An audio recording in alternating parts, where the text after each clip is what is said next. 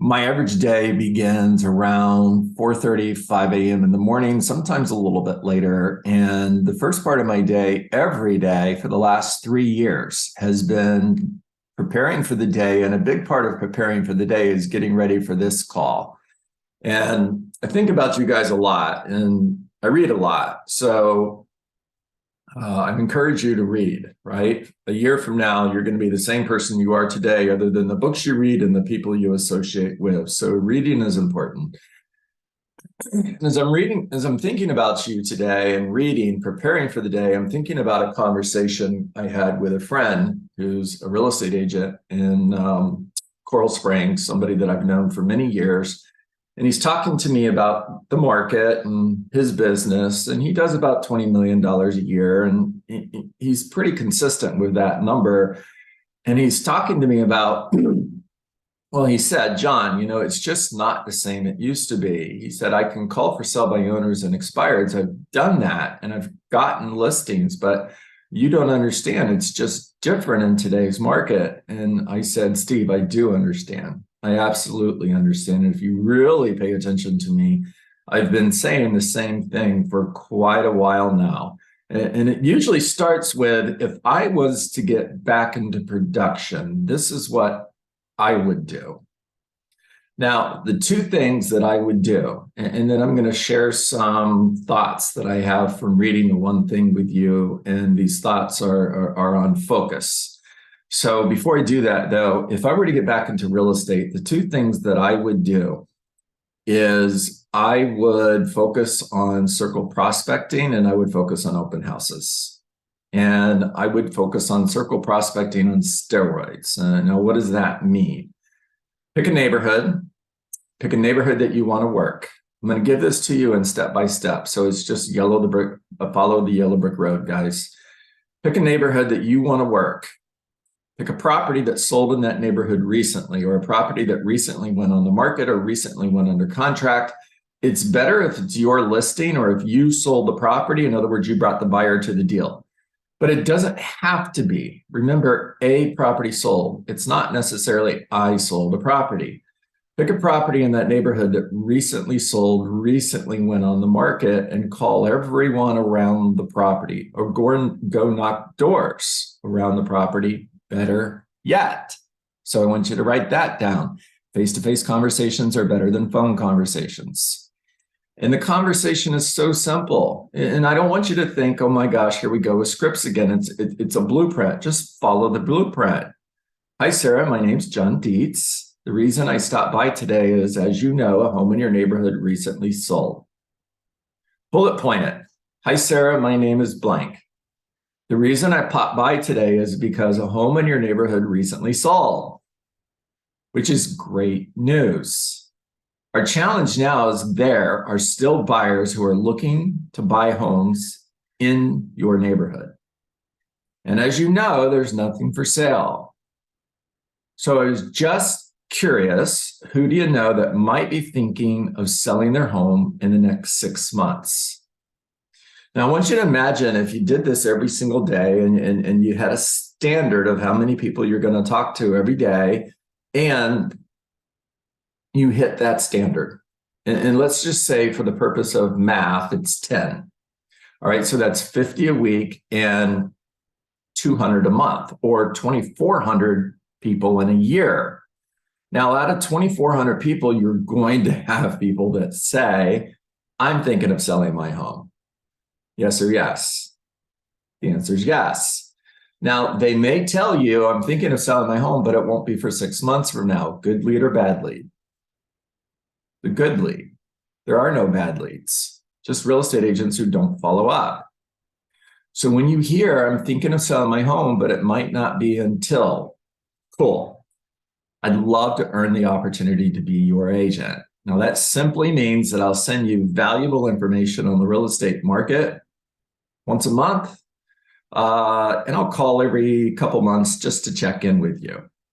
Would it be okay if I added you to that group? Would it be okay if I got your email address so I can send you an app that will allow you to stay up to date with everything that's going on in your neighborhood. Would it be okay if I send you a list of properties every month that are active in your neighborhood, properties that recently went under contract, properties that sold, and I provide you information like average days on market, list price to sell price ratio, so you could watch the trends? Would that be valuable? Would you like to get that?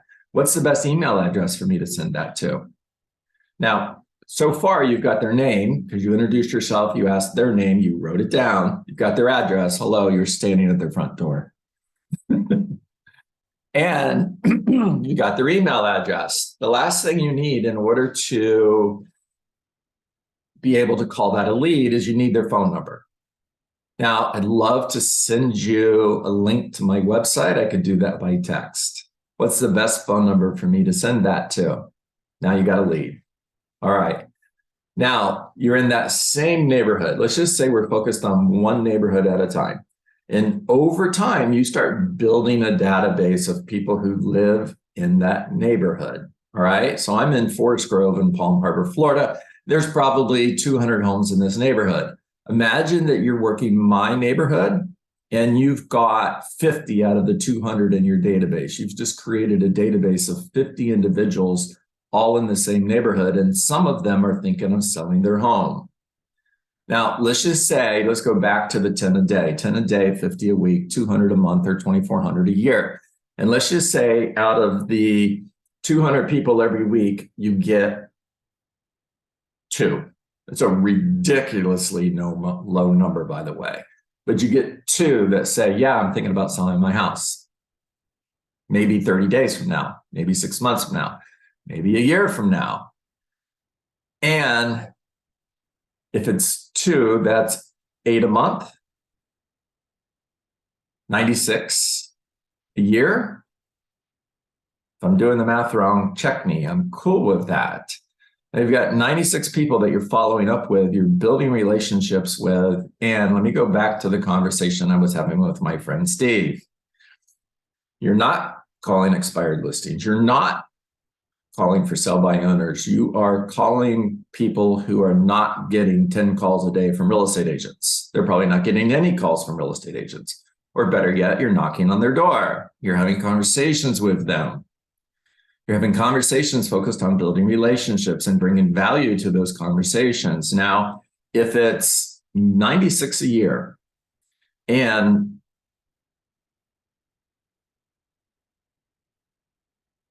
%, hire you. That's 20 listings that you just got from Circle Prospecting. Now, I'm not even talking about Circle Prospecting on steroids. Circle Prospecting on steroids is before you go out and knock on doors, send a postcard to everybody in that neighborhood about a property that just sold. Brand it, your face, your name, your contact information. It's all about you. Following 3 days, give it time for the postcard to end up in their mailbox. 3 days later, go walk the neighborhood or pay somebody to walk the neighborhood and hang a door flyer on every single door. Same brand, same picture, same contact information. Now they've seen your face and all of your contact information twice with the same information. And now you're going to go back the next day and you're going to knock on doors. Now that's the third contact. And the conversation's different now. Hey, Beth, John Dietz.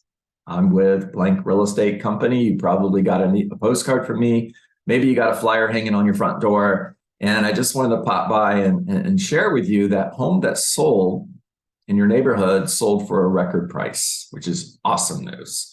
And our challenge now is there's still buyers that are looking for homes like yours. Now, if you sold the home, if you had the listing and you had multiple offers, bring the other offers with you. Show them. We had 5 offers on the home. Here they are.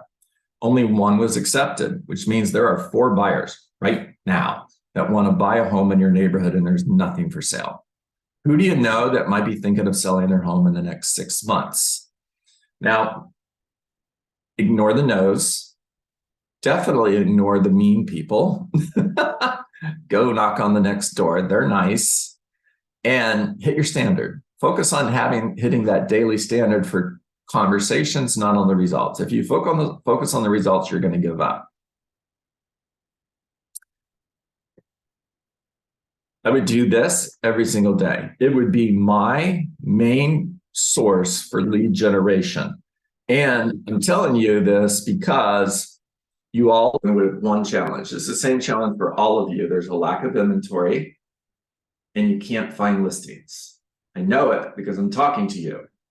And you have to go from waiting for somebody to want to sell their home to being the reason they want to sell their home. In other words, you've got to engage with people and have conversations as a local economist of choice that cause people to go, maybe I should think about putting my home on the market. You need to go from waiting for people to want to sell their home to being the reason they want to sell their home. Now, the other thing I would do is I would do open houses. And nobody can get mad at you because they came to see you. They're walking in the front door. You didn't call them. You didn't cold call them. You're not the 20th expired call they got that day. They're walking in the door. Now, if I was a real estate agent today, whether I had any listings or not, I would do at least one open house every week. I'm going to encourage you to do two. All right. I would do at least one open house a week, and I would encourage you to do two. Find somebody in your local market, a friend, somebody you know in your office, somebody you know in your networking group that has listings, and ask them if you could do an open house for them. It doesn't have to be your listing. Now, 2 days before you do the open house, walk the neighborhood, knock on the doors, and let them know. Hey, Clarissa, John Dietz, Blank Real Estate Company, wanted to let you know that I'm going to be doing an open house for your neighbors at 123 Main Street on Sunday. And part of the service that I provide for everybody who hires me is I walk the neighborhood and I let all of the neighbors know about the open house that's coming up. I mean, after all, that's what you would want me to do if you were to hire me. And I'd love it if you pop by on Sunday, share with me your feedback on the house. And if you know of anybody looking to move into your neighborhood, please give me a call and let me know. All right, so you're doing that 2 days before the open house. You're going to use as many signs as the city will allow you. I know for my friends in Coral Springs, there's restrictions on everything. You can't sneeze without getting a permit. And if you're in a location where you can use as many open house signs as you can, use 20, 30 signs. Signs everywhere. Here's another thing you need to do. Stop using the open house signs you buy at Home Depot and buy branded signs. The only people who should be using those unbranded signs are for sell by owners. You're a realtor. Use a branded sign with your name, your picture, your brand. And if you got 30 signs out, they're seeing, go to my next screen because I'm going to find somebody else who's here. They're seeing Keena Brown, Keena Brown, Keena Brown, Keena Brown, Keena Brown. And they're like, Keena Brown, she must be selling a lot of real estate. I see her everywhere. It's your brand. Put signs out everywhere. Now, the best way to do an open house is to have a buddy. Have a buddy who does the open house with you. Next, have a system. You should be greeting everybody at the front door. You should give them the highlights on the property. In other words, thank you for coming to my open house, Beth. Nice to meet you. I'd love to share just a few highlights on the property, and then I'm going to leave you alone. I'm going to hand you a survey. All right. I'd love you to fill this out for me. And then before you leave, come back and give it to me.